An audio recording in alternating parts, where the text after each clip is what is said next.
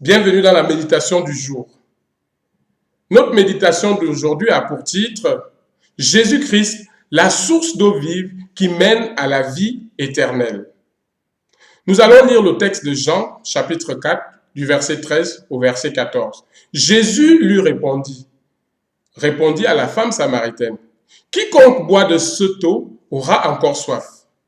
Mais celui qui boira de l'eau que je lui donnerai n'aura jamais soif, et l'eau que je lui donnerai deviendra en lui une source d'eau qui jaillira jusque dans la vie éternelle. » Nous voici dans un dialogue entre Jésus et la femme samaritaine. Vous devez connaître cette histoire. Rappelons-nous que Jésus quittait la Judée pour retourner en Galilée. En principe, il n'y avait aucune entente entre les Juifs et les Samaritains. Or, pour aller de Judée en Galilée, il fallait traverser toute la Samarie, mais beaucoup de Juifs préféraient faire le détour plutôt que de passer par ce chemin. Mais Jésus, lui, il va traverser par la Samarie et arrivera dans une ville appelée Sichar. Jésus, fatigué, va s'asseoir au bord d'un puits où il va faire la rencontre de la femme samaritaine. Le dialogue entre la femme samaritaine et Jésus à propos de l'eau peut nous apprendre beaucoup de choses sur la personne de Jésus-Christ et sur son approche pour toucher les cœurs et partager la bonne nouvelle. Jésus avait un seul but, c'est de se révéler à la femme samaritaine. Jésus savait qu'en touchant le cœur de la femme samaritaine, il pourra toucher les autres Samaritains qui étaient dans cette ville. Et même en dehors de cette ville. Jésus savait qu'il pouvait partir de l'histoire de l'eau du puits, l'eau qui est naturelle, pour expliquer le surnaturel, pour expliquer les réalités spirituelles, les réalités du royaume des cieux. Dans cette histoire, nous pouvons tirer beaucoup de leçons. D'abord, on voit que Jésus marque la différence entre lui et les Juifs. Car là où les Juifs évitaient de passer, Jésus, lui, va passer par là.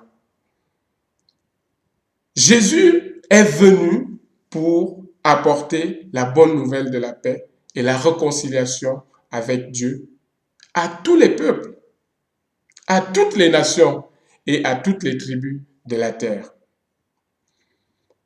Ensuite, Jésus montre qu'il est lui-même la source d'eau vive par laquelle nous obtenons la vie éternelle. La femme samaritaine, ayant compris cela, a dit à Jésus, « Donne-moi de cette eau afin que je n'ai plus soif. » Et nous pouvons nous poser des questions, plusieurs questions aujourd'hui. La première question, c'est, est-ce que vous connaissez quelqu'un autour de vous? Ou bien est-ce que vous-même, vous êtes comme la femme samaritaine qui pense que ce qu'il a suffit pour sa vie? Connaissez-vous des gens qui pensent prier le vrai Dieu alors qu'ils le cherchent? Connaissez-vous des gens qui pensent qu'ils sont riches alors qu'ils sont pauvres? Connaissez-vous des gens qui pensent qu'ils sont heureux alors qu'ils souffrent dans leur cœur, dans leur âme intérieure? Connaissez-vous des personnes qui prétendent être sages alors que ces personnes-là manquent de sagesse? Connaissez-vous des personnes qui se disent guéries alors que ces personnes sont malades? Connaissez-vous des personnes qui se croient dans la lumière alors que ces personnes vivent dans les ténèbres, dans l'obscurité totale? Alors, n'attendez plus. Faites comme Jésus-Christ et obéissez à son commandement dans Matthieu 28, 19 à 20. Faites de toutes les nations mes disciples. Et utilisez les choses physiques pour expliquer les réalités spirituelles.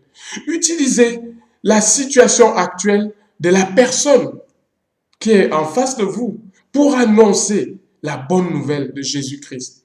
Car Jésus-Christ répond à tous ces aspects mentionnés ci-dessus. Christ est le chemin qui mène à Dieu. Il est celui qui donne la vraie richesse, la richesse non périssable. Il est celui qui donne le vrai bonheur et la vraie joie. Christ est celui qui donne la sagesse, la vraie sagesse. Il guérit les malades physiques et surtout spirituels. Et Christ est la lumière du monde. Et celui qui est en lui ne sera plus jamais dans les ténèbres. Chers frères et sœurs, nous avons besoin de Christ. Nous avons besoin d'annoncer Christ autour de nous.